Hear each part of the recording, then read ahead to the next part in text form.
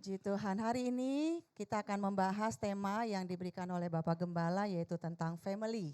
Ya, kita akan bicara tentang keluarga yang terambil dalam Kejadian 1 ayat 27 dan 20 sampai 28. Kita tahu bahwa Tuhan menciptakan ya bukan saja hari pertama, hari kedua, ya langit dan bumi, samudra, ya terang, gelap, kemudian lautan, air. Ternyata Tuhan pun juga menciptakan yang namanya pernikahan. Ya, kita coba baca di dalam Kejadian 1 ayat yang ke-27. Saya agak cepat supaya bahan khotbah bisa selesai tepat waktu. Maka Allah menciptakan manusia itu menurut gambarnya. Menurut gambar Allah, image Allah, diciptakannya dia laki-laki dan perempuan. Jadi jelas ya, laki-laki dan perempuan. Bukan laki-laki dan laki-laki, bukan juga perempuan dan perempuan.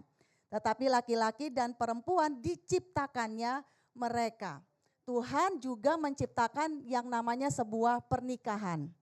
Ya, dan di dalam pernikahan jelas sekali tertulis bahwa pernikahan yang diciptakan oleh Tuhan yaitu laki-laki dan perempuan. Nah, di dalam pernikahan itu ada dua ya, laki-laki dan perempuan yang memiliki fungsi masing-masing ya. Mereka jadi dalam sebuah pernikahan yang berfungsi bukan hanya istrinya saja yang menjalankan sebuah pernikahan, sedangkan suaminya tidak, ataupun sebaliknya, hanya suaminya saja yang berusaha menjalankan pernikahan sedangkan istrinya tidak. Tetapi di sini laki-laki dan wanita dijadikan satu dan mereka berfungsi bersama-sama untuk menjalankan sebuah yang namanya pernikahan, ya.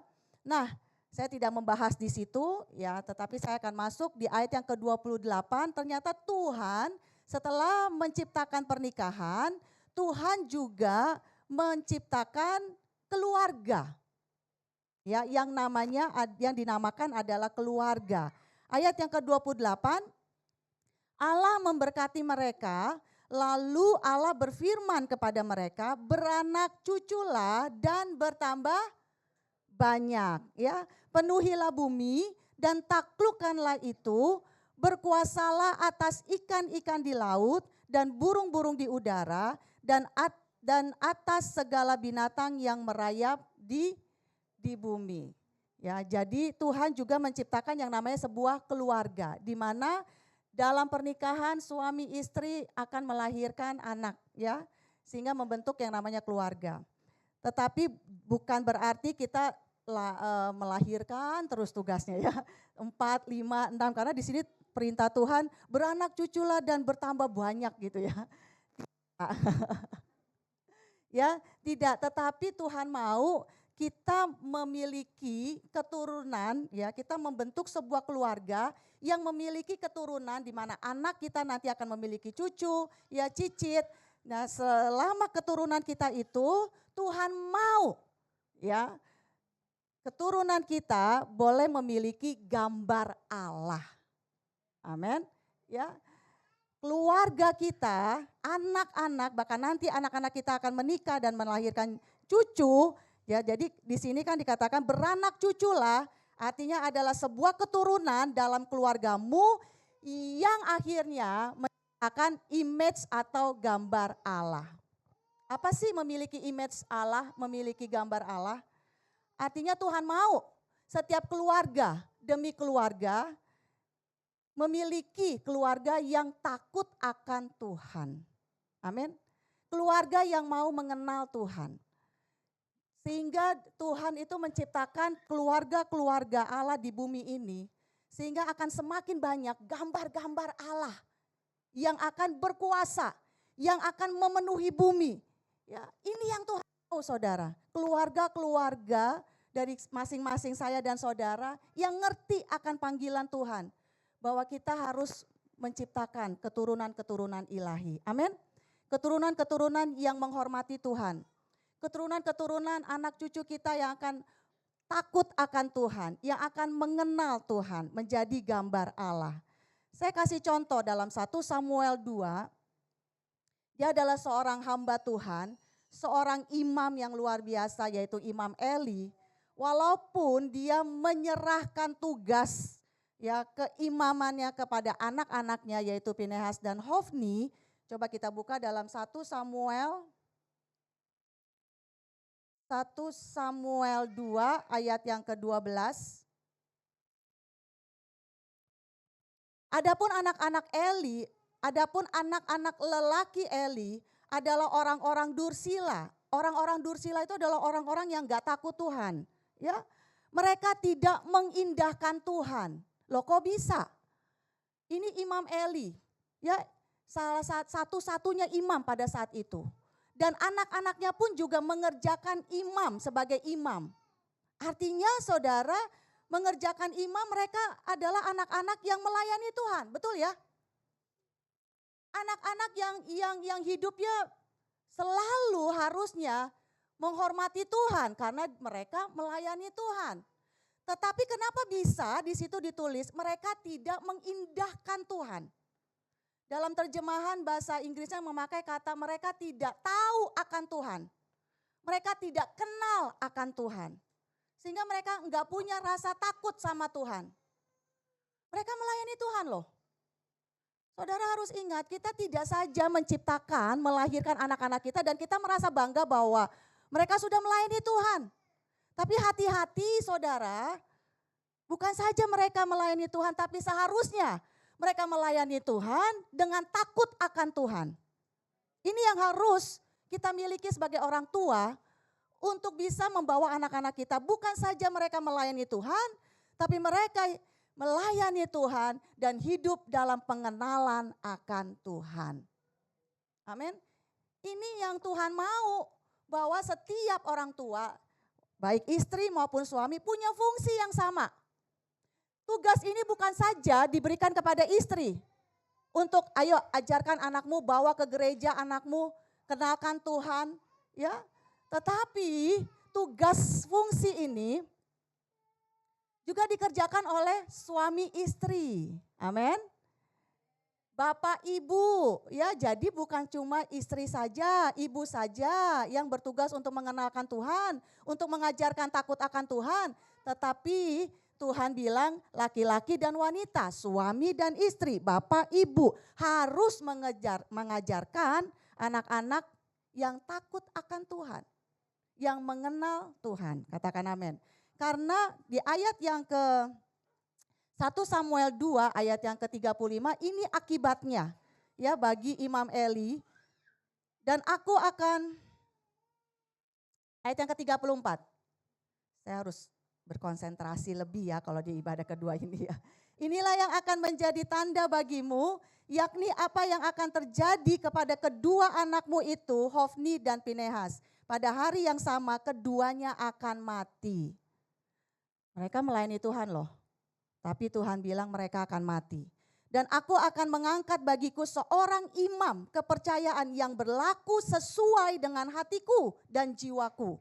Dan aku akan membangunkan baginya keturunan. Ingat ya, Tuhan selalu bicara soal keturunan. Tuhan mau kita menghasilkan, menciptakan keturunan yang takut akan Tuhan.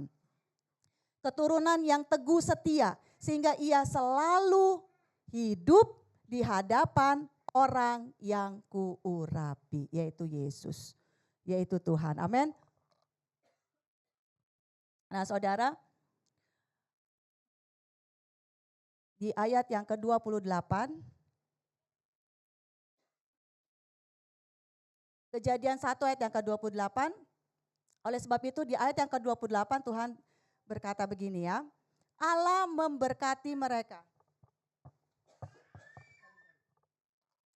Allah memberkati mereka, lalu Allah berfirman kepada mereka, beranak cuculah dan bertambah banyak.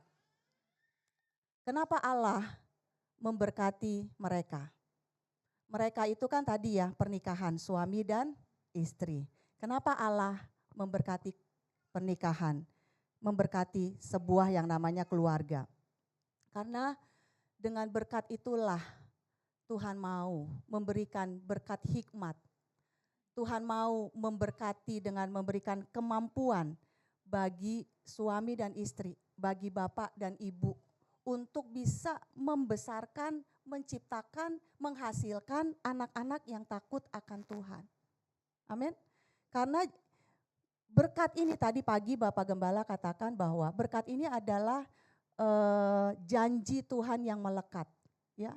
Janji Tuhan yang melekat bahwa kalau kita sebagai suami istri, kalau saya dan saudara sebagai bapak dan ibu yang melakukan panggilan Tuhan, ini kan panggilan Tuhan nih. Kalau kita mengerjakan panggilan Tuhan, untuk kita mengerti bahwa kita harus menciptakan anak-anak kita segambar dengan Tuhan, memiliki image Tuhan, sehingga mereka menjadi anak-anak yang takut akan Tuhan, maka berkat itu akan hadir. Amin. Karena ini janji yang melekat. Janji yang Tuhan katakan, Allah memberkati mereka. Mereka itu adalah kesehatian antara suami dan istri untuk menghasilkan, untuk membesarkan, untuk menciptakan anak-anak keturunan ya yang takut akan Tuhan. Yang nantinya akan mengenal Tuhan. Dan pada saat mereka mengenal Tuhan, mereka akan segambar dengan Tuhan. Atau tujuan goalnya adalah mereka serupa dengan Tuhan. Amin. Sehingga pada saat suami dan istri mengerjakan panggilan Tuhan itu bersama-sama dengan kesehatian, ya bukan menyerahkan tugas, tidak, tetapi bersama-sama, maka percayalah pasti akan ada berkat Tuhan yang mengikuti. Amin. Berkat Tuhan akan mengikuti bagi setiap keluarga yang melakukan panggilan Tuhan. Amin. Karena kita buka yuk di dalam Ulangan 6. Ulangan 6 ayat yang pertama. Inilah perintah, ya, panggilan atau mandat atau perintah, yakni ketetapan dan peraturan yang aku ajarkan kepadamu. Ulangan 6 ayat yang ke-1. Inilah perintah yakni ketetapan dan peraturan yang aku ajarkan kepadamu atas perintah Tuhan Allahmu untuk dilakukan di negeri kemana kamu pergi untuk mendudukinya. Supaya seumur hidupmu engkau dan anak cucumu, keturunanmu, apa saudara? Takut akan Tuhan Allahmu dan berpegang pada segala ketetapan dan perintahnya yang kusampaikan kepadamu. Dan supaya lanjut umurmu, ini berkat gak? Berkat, amin. Ya, berarti Tuhan masih percayakan untuk kita tetap terus membawa anak-anak kita takut akan Tuhan. Maka dengarlah hai orang Israel, lakukanlah itu dengan setia, ya, jangan on off, ya, supaya baik keadaanmu dan supaya kamu menjadi sangat banyak, sangat diberkati seperti yang dijanjikan Tuhan. Amin. Maka saya katakan ini janji yang melekat. Ya, pada saat kita melakukan panggilan Tuhan untuk membawa anak-anak kita, keturunan kita takut akan Tuhan dan kita tetap mengerjakannya, maka Tuhan katakan engkau akan lanjut umurmu, amin. Artinya kita sehat, kita diberkati Tuhan, baik keadaanmu, amin. Baik keadaan kita. Walaupun mungkin masalah, situasi selalu akan datang. Tapi kita percaya ada berkat Tuhan yang melindungi kita selama kita tahu panggilan kita. Untuk mengerjakan bahwa Tuhan memberi kepercayaan bagi Bapak Ibu untuk membawa keturunanmu takut akan Tuhan. Katakan amin. Ayat yang tetap ayat yang ketiga. Dan supaya kamu menjadi sangat banyak seperti yang dijanjikan Tuhan Allah nenek moyangmu kepadamu di suatu negeri yang berlimpah-limpah susu dan madunya. Dengarlah hai orang Israel, Tuhan itu Allah kita, Tuhan itu Esa. Kasihilah Tuhan Allahmu dengan segenap hatimu dan dengan segenap jiwamu dan dengan segenap kekuatanmu. Apa yang kuperintahkan kepadamu pada hari ini haruslah engkau perhatikan. Bapak Ibu, perhatikan. Amin. Mungkin ada yang berkata, saya belum punya anak.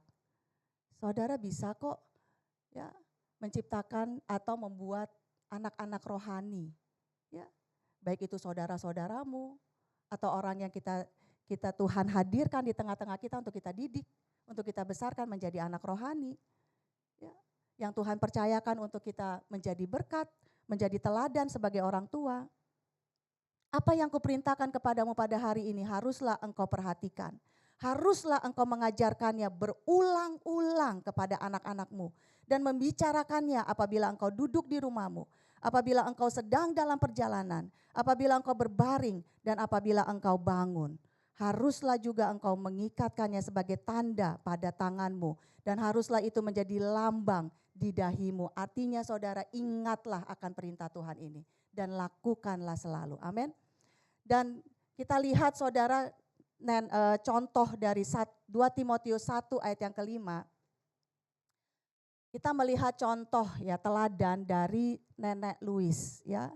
Nenek Louis dan Eunike yaitu nenek dan ibu dari Timotius. Coba kita buka dalam 2 Timotius 1 ayat yang kelima. Mungkin saya nggak akan baca ya saudara. Sebab aku teringat akan imanmu yang tulus ikhlas. Dari mana Timotius memiliki iman? Ternyata Timotius memiliki iman dari kehidupan Nenek Louis dan juga ibunya. Coba bisa tampilkan ya slide yang pertama, Loin. Nenek Louis itu saudara, dia itu penganut Yahudi. Ya, dia adalah orang Yahudi. Tapi dia tinggalnya di Listra. Di Listra itu saudara, semuanya penyembah dewa. Ya, semua kota itu menyembah dewa.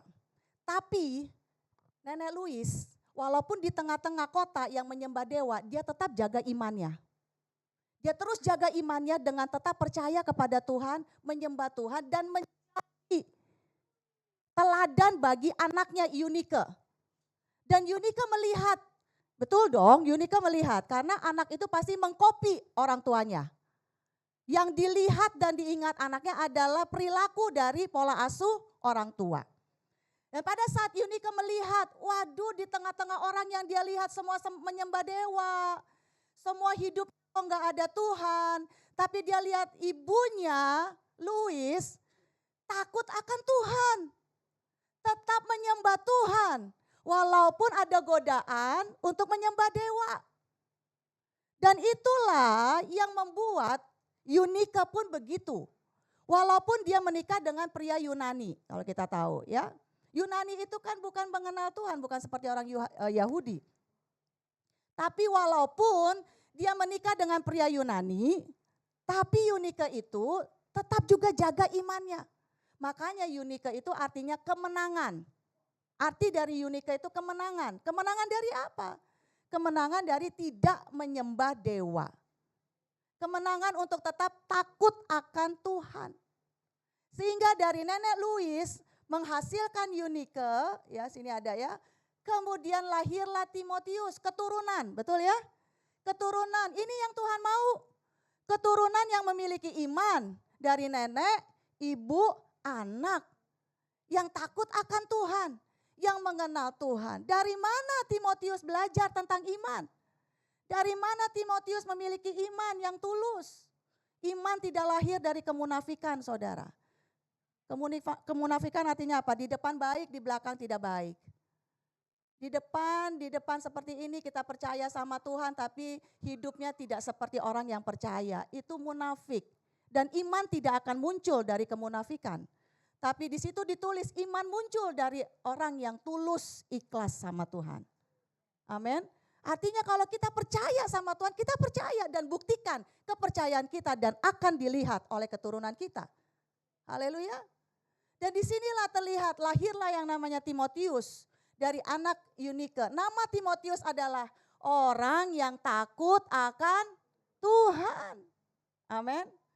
Diberi nama Timotius karena Eunike mau anaknya pun juga akan menjadi orang yang takut akan Tuhan. Amin.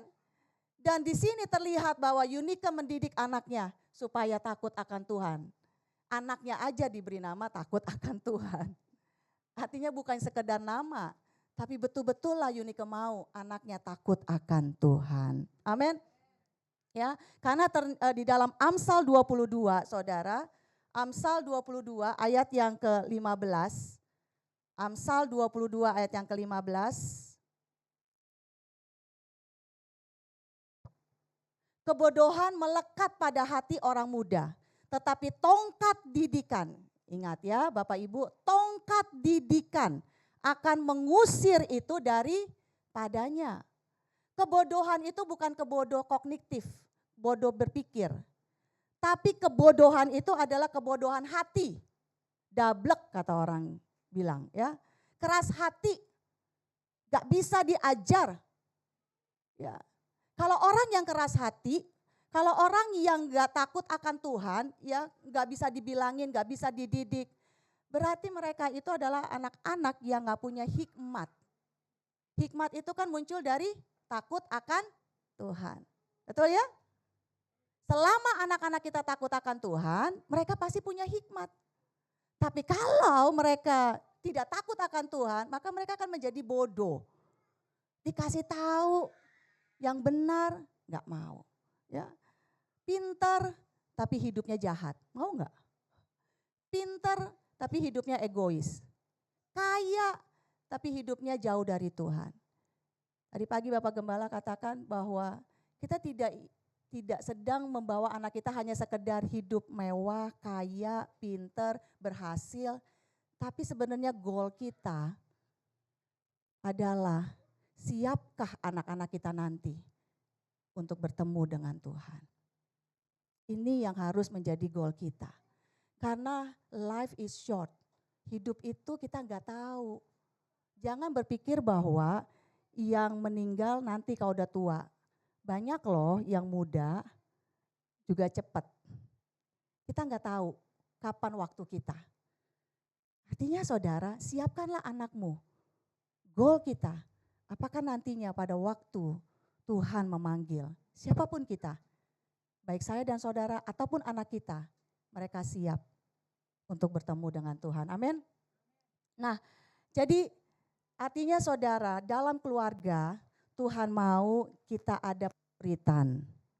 Amin. Jadi pemuritan itu bukan saja kita dapatkan di gereja, ya. Kita bawa anak kita ke gereja itu bagus. Kita bawa anak kita untuk Bible study, kita bawa anak kita untuk ikut youth itu bagus. Tapi pemuritan harus dimulai dari keluarga. Amin. Karena Tuhan mau pemuritan harus tercipta pertama kali diawali dari keluarga. Jadi bagaimana kita dapat mendidik anak-anak kita? Yang pertama saudara, jadilah kita menjadi orang tua yang teladan. Amin. Jadilah kita sebagai model yang dapat dilihat oleh anak-anak kita. Amin. Coba kita buka yuk dalam 1 Korintus 11 ayat yang pertama. Jadilah bapak-bapak, ibu-ibu, ya, mama-mama, papa-papa yang menjadi model, yang menjadi teladan bagi anak-anak kita. Kalau jadi teladan, jadi model artinya kita lebih dulu dong yang melakukan. Amin. Ya, kita dulu. 1 Korintus 11 ayat yang ke-1. Jadilah pengikutku sama seperti aku juga menjadi pengikut Kristus. Ini yang harus kita tanamkan. Ya, jangan sampai ya kita mungkin gitu ya mengajarkan anak-anak kita, ayo rajin anakku doa. Lah kita sendiri juga jarang doa. Ayo baca Alkitab. Kita sendiri pun gak ada waktu untuk baca Alkitab. Ada masalah, gak akan pernah bisa kita mengajarkan anak-anak kita untuk ayo punya iman sama Tuhan. Ayo kita berdoa karena kita pun juga orang yang penuh khawatir, orang yang gak punya iman. Bagaimana kita bisa menjadi teladan, bagaimana kita bisa menjadi contoh, bagaimana kita bisa menjadi model untuk anak-anak kita. Ya, sehingga mereka akan seharusnya melihat dari tingkah laku kita, iman kita. Amin. Saya dapat ada satu doa dari seorang ibu yang luar biasa, namanya Susana Wesley. Susana Wesley ini dia yang melahirkan dan membesarkan anak. Kalau saudara tahu John Wesley, ya. John Wesley itu adalah pengkhotbah terbesar pada zamannya. Dan doa dari ibu Susana ini luar biasa, ya. Help me, Lord, to remember that religion is not to be confined to the church, nor exercises only in prayer and meditation, but that everywhere I am in thy presence. Bahasa Indonesianya aja ya. Tuhan tolong aku untuk mengingat bahwa kekristenan itu bukan untuk hanya di dalam gereja, ya bukan dikekang, hanya di dalam gereja. Ya, jadi kekristenan itu bukan orang-orang yang hanya rajin ke gereja, ya bagus, yang bukan hanya rutin ke gereja, datang setiap minggu. Tapi hati-hati, jangan sampai hanya ke rutinitas. Ya, atau mungkin hanya orang tua, ayo ke gereja, tapi orang tuanya pun tidak hidup, ya menghidupi. Atau hanya dilaksanakan di doa dan renung firman, tetapi di segala sesuatu aku ada dalam hadirat-Mu. Ini doa ibu, saudara yang luar biasa. Artinya saudara, dimanapun dia berada, dia mau anak-anaknya melihat dia hidup sebagai anak Tuhan yang takut akan Tuhan. Dia memberi contoh kepada anak-anaknya bagaimana ya, dia beriman kepada Tuhan. Di tengah-tengah masalah yang sulit dia tetap percaya kepada Tuhan. Di tengah-tengah pergumulan dia tetap datang kepada Tuhan. Dan anak-anaknya pun melihat. Dan John Wesley berkata dalam satu quotes-nya, dia katakan begini, saya bisa berkhotbah bukan karena saya belajar banyak. Bukan dari teologi-teologi. Bukan dari sekolah-sekolah yang besar. Tetapi saya menjadi pengkhotbah yang besar karena ibu saya. Karena saya melihat ibu saya. Kalau dia lihat, saudara, kalau anak-anaknya udah mulai ribut, kan anaknya banyak. Anak-anaknya ribut, ya pada berantem. Yang dilakukan oleh Susana ini, dia karena zaman dulu kan suka pakai tutupan gini ya. Dia pakai tutup dan dia buka Alkitab dan dia mulai baca Alkitab, dia mulai doa. Kalau anak-anaknya melihat ibunya sudah pegang ini Alkitab, semua pada diam, mau ribut, mau apa, semua diam. Karena dia taruh rules di rumahnya, kalau mamanya lagi baca Alkitab, doa harus tenang. Dia taruh itu sebagai satu rule dalam keluarganya dan itu luar biasa saudara. Ya, jadi bagaimana kita bisa menciptakan anak-anak yang segambar dengan Tuhan, jadilah model, teladan bagi anak-anak kita, amin. Dan yang kedua saudara, bangun hubungan dengan anak-anakmu. Ya, kita nggak bisa mengajarkan anak-anak kita tanpa kita memberi waktu untuk anak-anak kita, amin. Coba kita buka dalam Markus 3 ayat yang ke-14. Markus 3 ayat yang ke-14, ada? Ia menetapkan 12 orang untuk menyertai dia dan untuk diutusnya memberitakan Injil. Ini adalah Yesus pada saat dia mengajak 12 dan menetapkan 12 muridnya untuk dia ajari. Ya, untuk dia bawa menjadi pengikut-pengikut Kristus. Nah bagaimana supaya murid-muridnya bisa menjadi Yesus, maka dia bawa nih 12 orang ini untuk selalu bersama dengan Yesus. Kemanapun Yesus pergi, dia bawa, dia beserta dan memberikan waktu kepada murid-muridnya. Nah saudara, ada teks, ada slide-nya. Ya. Bagaimana saya dan saudara bisa memberikan waktu? Mungkin ya saudara, bagi ibu-ibu, biasanya kan yang suka banyak waktu lebih ibu-ibu. Mohon maaf bapak-bapak ya, karena mungkin alasannya kerja gitu kan. Mungkin lebih banyak karena memang saudara, ibu-ibu ini kan, ini nggak tahu dia quotes-nya benar nggak nih ya? Saya ambil, ini ada dokter di sini ya. Can you imagine the mother pain and love, a human body can bear only up to 45 unit of pain, 45 unit. Tapi kalau saat dia melahirkan, ternyata itu pain-nya 57. Wah, ya itu seperti katanya 20 tulang patah bersamaan. Ya. Kapok nggak nih ibu-ibu melahirkan? Tapi ada juga yang nggak kapok-kapok ya. Ya. Walaupun sakitnya itu katanya seperti 20 tulang, saya nggak tahu karena saya sesar ya kan. Tapi walaupun sesar kan juga lumayan ya Bu Linda ya. Wah ini luar biasa ya. Dan Tuhan tuh taruh bayi itu 9 bulan ya di dalam. Itulah yang disebutkan Daud, coba kita buka yuk. Daud Mazmur 22 Tuhan punya maksud loh. Anak itu ditaruh ya di perut ibunya yang disebut oleh Daud di Mazmur 22 ayat yang ke Ya engkau yang mengeluarkan aku dari kandungan, engkau yang membuat aku aman pada dada ibuku, kepadamu aku diserahkan sejak aku lahir, kepadamu aku diserahkan sejak aku lahir. Sejak dalam kandungan ibuku engkaulah Allahku.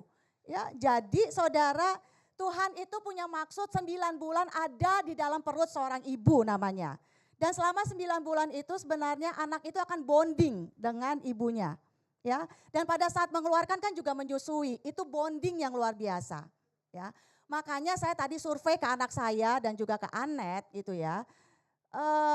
Saya tanya sama anak saya sama Anet, kira-kira yang lebih nancep dalam hati kalian itu perkataan mama atau perkataan papa? Dan mereka semua sepakat menjawab papa. Ya, semua bilangnya papa. Saya nggak tahu, saya pikir aduh padahal saya udah bawel ya, saya udah ya kan. Terus saya bilang begini, kenapa? Iya, kalau mami every day marah. It's like a habit, dia bilang. Ya dia bilang, tapi selama every day marah, kamu ingat gak mami marah apa? Ada cuma satu, wow saya bilang. Ya kayak Anet, mami cuma satu, apa? Gak boleh males. Oke, padahal every day marah ya katanya ya. Kalau papi masih ingat gak? Masih. Ya, dan saya tanya sama anak saya sama dan jawabannya sama. Gitu ya. Kenapa? Karena papi jarang-jarang marah. Sekali marah menakutkan, ya kan? Sekali marah menyeramkan gitu ya. Itu papa. Kenapa? Makanya ada ayat di Kolose ayat 21. Hai bapak-bapak, jangan sakiti anakmu. Karena yang paling cepat bereaksi itu pasti dari papanya. Kenapa? Kenapa kita udah marah-marah ibu, ya kenapa kita udah setengah mati gitu ya. Tetap tuh ya aman-aman aja karena dia udah bonding duluan dalam perut. Dia udah bonding duluan Yusu. Ya betul ya? Haleluya. Oleh sebab itu bapak-bapak berilah bonding waktumu kepada anak-anakmu. Amin. Sehingga laki-laki harus dekat dengan papanya supaya menjadi ya seperti kayak hero atau yang di-adore gitu ya, yang dikagumi itu harus bapaknya yang pertama. Sehingga dia akan bebas dari yang namanya gay. Saya nggak tahu deh ya, itu karena saya baca ya dari istilah belajar. Perempuan, anak-anak perempuan harus dekat dengan ayahnya. Ayahnya itu harus menjadi laki-laki pertama dalam hidupnya. Hai bapak-bapak yang punya anak perempuan. Haleluya. Ya ada satu, Joe juga ada 2 ya kan. Apalagi Adam. Harus bonding waktu kalian dengan anak-anak. Jadikan kalian ayah-ayah nih menjadi laki-laki pertama. Laki-laki pertama yang dikagumi oleh anak-anakmu perempuan. Kita beri kemuliaan buat Tuhan. Ya. Ayo bonding, berikan waktu bangun hubungan. Tadi pagi Bapak Gembala bilang, jadilah sebagai orang tua yang juga konselor. Artinya saudara, manusia itu punya kebutuhan, salah satunya didengar. Ya, berikanlah waktumu, walaupun dia ngalor ngidul gitu ya, walaupun dia ngomongin apa aja, berikan waktumu untuk mendengar anak-anakmu. Jangan cuma marah. Haleluya bapak-bapak. Jangan cuma marah-marah atau jangan cuma kasih rules gitu ya. Aturan, tapi tidak ada bonding. Karena itu walaupun satu kata, bodoh kamu itu nyangkut di hati sampai bertahun-tahun. Itu pasti akan diingat. Kata-kata walaupun ibu ngomong bodoh, mereka lupa. Itu mungkin ya kelebihannya ya. Jadi hati-hati ya. Bapak-bapak, karena ayat Tuhan ini nggak pernah salah. Bapak-bapak, ya tidak ibu-ibu, bapak-bapak, ya. Haleluya. Ayo bangunlah, bondinglah waktumu dengan anak-anakmu. Jangan bilang sibuk. Tuhan bilang punya fungsi yang sama. Amin. Ya, jangan serahkan tugas ini hanya kepada ibu, tapi tugas yang sama kita mau menciptakan anak-anak kita segambar dengan Tuhan. Dan pada saat kita melakukannya, maka saya percaya janji Tuhan itu melekat. Amin. Janji Tuhan itu melekat, yaitu berkat Tuhan akan berlimpah. Saya akan tutup dengan satu ayat yang terakhir. 3 Yohanes 1 ayat yang keempat. 3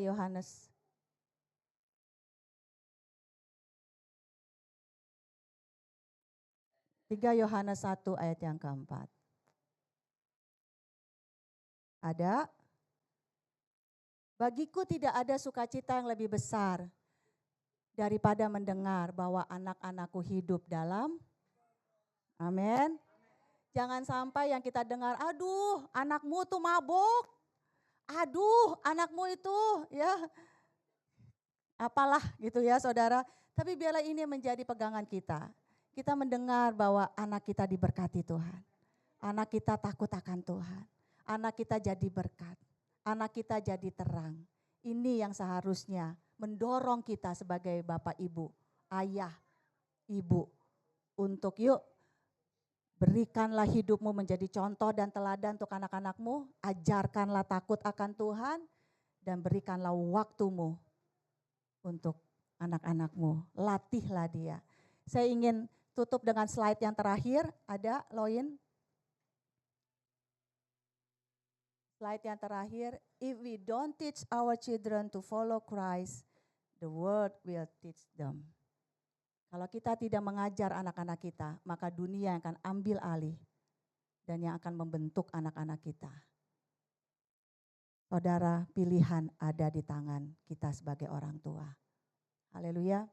Yuk kita mau ambil ayat firman Tuhan hari ini untuk menyadarkan bahwa tugas orang tua bukan hanya di satu sisi, hanya di ayah atau hanya di ibu, tapi bersama-sama mengerjakan tugas orang tua untuk menghasilkan keturunan-keturunan ilahi. Keturunan-keturunan yang mengenal Tuhan, keturunan-keturunan yang takut akan Tuhan. Dan itu membutuhkan keseriusan saudara sebagai orang tua. Kesehatian kalian sebagai suami istri. Membutuhkan sebuah planning, rencana untuk masa depan. Dengan didikan yang terus-menerus. Biarlah kita menjadi orang tua yang tetap setia dalam panggilan Tuhan. Mengerjakan bagian kita untuk mendidik anak-anak kita segambar dengan Tuhan. Mulailah dengan dirimu lebih dulu untuk menjadi contoh, menjadi teladan. Mulailah dari dirimu yang menghasilkan iman. Sehingga anak-anakmu pun juga akan hidup dengan iman. Mari kita bangkit berdiri. Kita angkat pujian ini dan nyatakan kepada Tuhan, aku mau tetap setia Tuhan. Selidiki aku.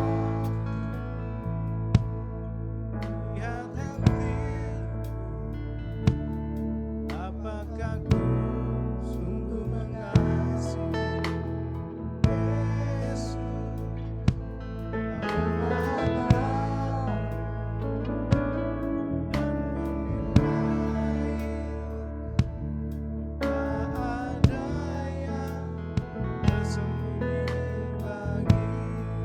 Katakan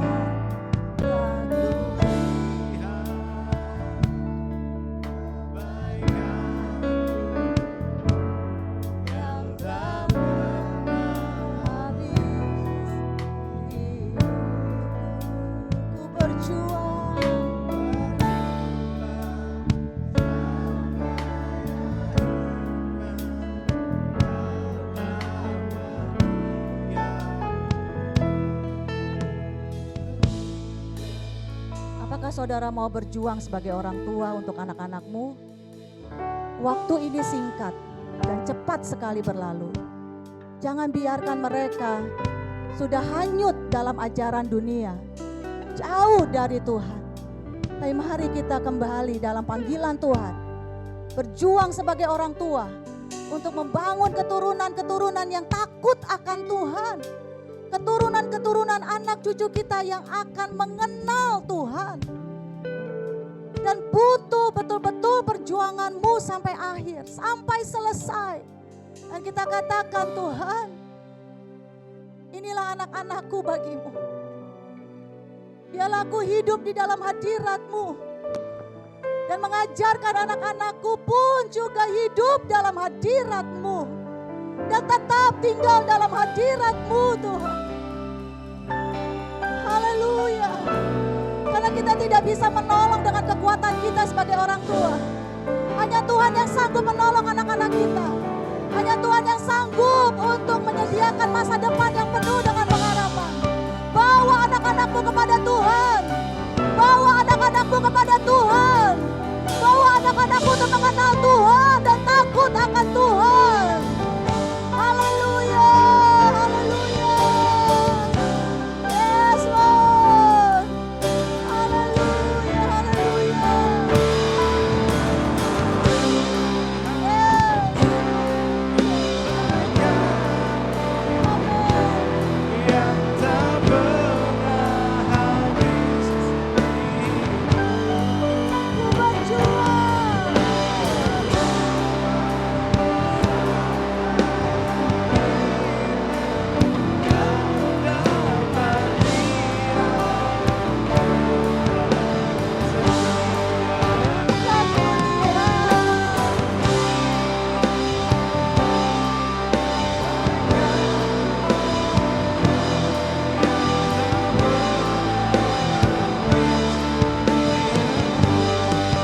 Sama-sama katakan.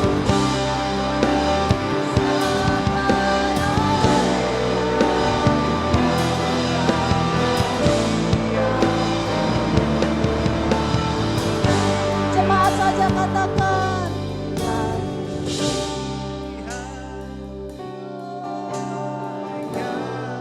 Yes, Lord. Tak pernah habis.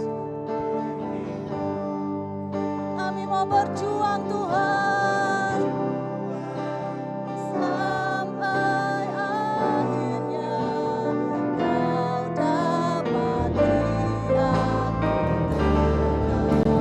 Kau dapati aku lalu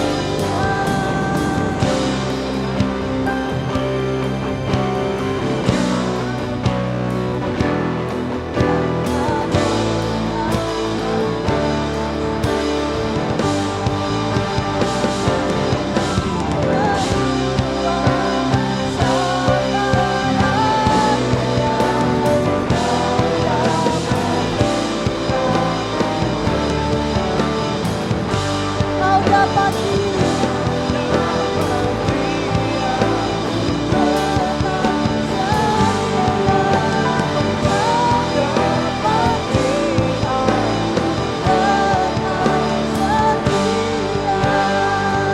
kita beri kemuliaan buat Tuhan.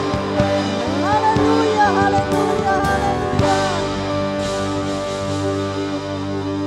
Terima kasih Tuhan Yesus buat firman-Mu. Biarlah firman-Mu Tuhan menyadarkan kami akan panggilan Tuhan. Bahwa Tuhan menginginkan pemuritan-pemuritan yang hadir dalam keluarga lepas keluarga. Iblis tahu dan iblis ingin menghancurkan setiap keluarga-keluarga anak-anak Tuhan. Tapi saat ini Tuhan kami mau berdoa. Kami percaya selama kami mengerjakan bagian kami, panggilan kami, suami istri bersama-sama untuk membangun keluarga Allah, membangun mesbah keluarga Allah, menciptakan image gambar-gambar Allah bagi keturunan kami. Kami percaya Tuhan Engkau melindungi kami. Kami percaya Tuhan bahwa baik-baiklah keadaan kami. Dan kami percaya Engkau akan memberkati kami. Dalam nama Yesus. Dalam nama Yesus. Selama kami pegang berita-Mu Tuhan. Bersahati suami istri.